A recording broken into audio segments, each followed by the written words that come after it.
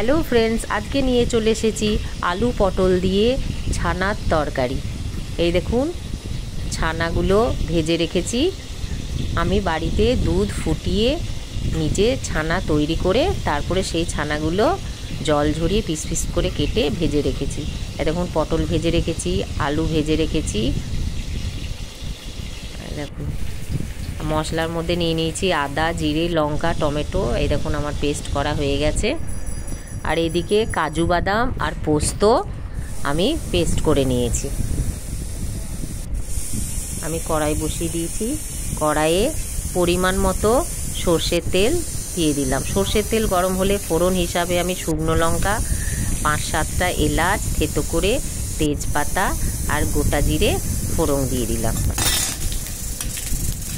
ফোড়নটা একটু নাড়াচাড়া করে এরপর আমি গরম তেলের মধ্যে 1 চামচের মতো চিনি দিয়ে দেবো।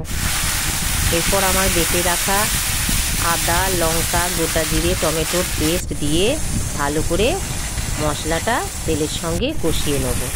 এরপর পরিমাণ মতো হলুদ, নুন দিয়ে মশলাটা ভালো করে কষানো হয়ে গেলে, এই দেখুন আমার মোটামুটি কষানো হয়ে গেছে। এরপর আমি ভেজে রাখা আলু পটল দিয়ে ভালো করে আবার মিক্স করে নাড়াচাড়া করে নেব। মশলা তো আমার আগে থেকেই মোটামুটি কষানো হয়ে গেছে। এই দেখুন, এইটাও একদম কমপ্লিট হয়ে গেছে। এরপর পরিমাণ মতো জল দিয়ে আমি 5 মিনিটের জন্য ঢাকা দিয়ে দেবো, যতক্ষণ না ফুটে আসে। এই দেখুন, আমার ফুটে গেছে। এরপর ছানার টুকরো বা পনিরের টুকরোগুলো ভালো করে দিয়ে মিক্স করে নেব। এরপর আবার 5 মিনিটের জন্য আমি 5-7 মিনিটের জন্য আমি ঢাকা দিয়ে দেবো।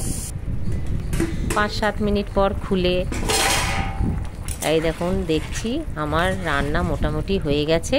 আলুটা একবার টিপে দেখে নিতে হবে সেদ্ধ হয়েছে নাকি। এরপর আমি কাজু বাদাম আর পোস্তর পেস্টটা দিয়ে ভালো করে মিক্স করে নেব। এই পেস্টটা কিন্তু নামানোর কিছুক্ষণ আগে দেবেন। এরপর ওপর থেকে গরম মশলা ছিটিয়ে ভালো করে মিক্স করে নাড়াচাড়া করলেই আমার রান্না মোটামুটি কমপ্লিট। এই দেখুন, আর নামানোর আগে অতি অবশ্যই ঘি দিয়ে নামাবেন। নিরামিষি তরকারিতে ঘি না পড়লে হয় বলুন? ঘি দিলে তার স্বাদ দ্বিগুণ হয়ে যায়। ঘি দিয়ে নাড়াচাড়া করে এই দেখুন, এরপর আমি নামিয়ে নেব।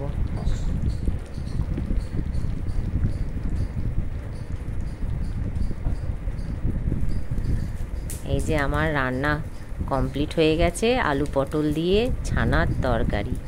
এইভাবে নিরামিষের দিন ছানার তরকারি করলে সবাই একদম চেটেপুটে ভাত খেয়ে নেবে। আপনারাও একবার বাড়িতে ট্রাই করবেন।